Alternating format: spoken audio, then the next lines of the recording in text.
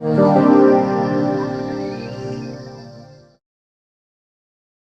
this is Douglas Coulter from the Ardrossan and Saltcoats Herald with this week's top stories. The family of murdered Saltcoats man Scott Blackwood are calling for a change in the law to make life sentences mean life.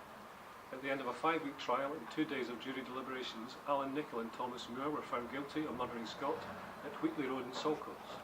Both were sentenced to life imprisonment in order to serve at least 20 years before being eligible for parole. Georgina Smith was convicted of the lesser charge of culpable homicide. She will be sentenced next month. Police have launched an appeal for witnesses after a vulnerable 51-year-old Saltcoats man was robbed in his own home on Monday evening. The victim, who has cerebral palsy, answered a knock on his door at McKillop Place around 7:30 p.m. A man burst into his home and threatened him, demanding cash. An Ardrossan schoolgirl has won a place at Scottish Space School. 5th-year Ardrossan Academy student Hayley Stewart will participate in a residential week of lectures, labs and workshops with a space theme.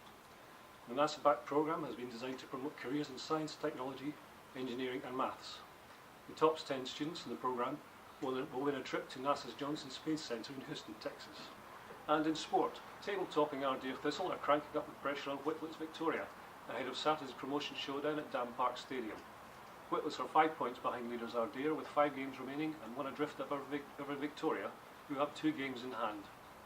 All these stories and more in this week's paper, in shops now. Don't forget you can follow us on our Facebook page and Twitter at Ardrossan Herald.